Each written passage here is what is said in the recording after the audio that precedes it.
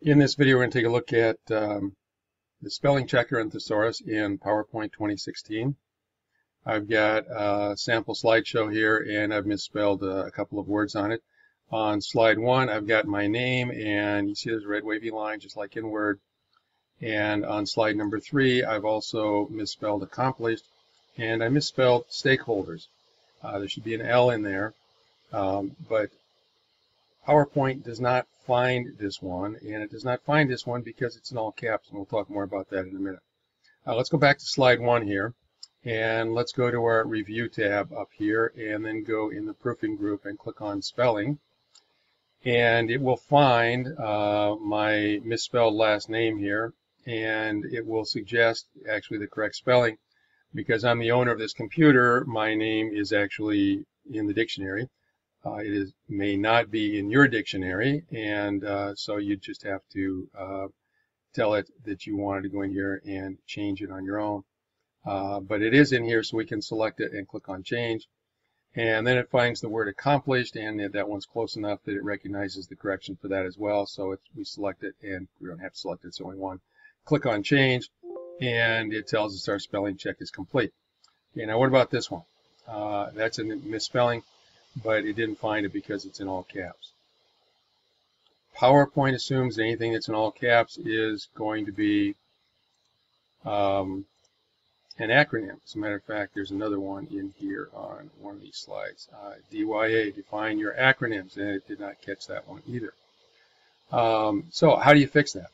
Well, you go to your File tab, and you go all the way down here to Options at the bottom, and then go to Proofing. And in Proofing, there are some options here for what to check and what not to check. And the default is to have words in uppercase ignored. So let's turn that checkbox off. And now it will look at words in uppercase and click on OK. And now let's go back to our top slide again. And let's click on the spelling checker until we want to do another spelling check.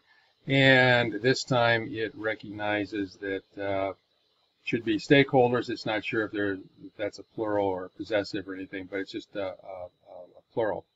So just click on the first one here and click on change, and click on OK. And I'm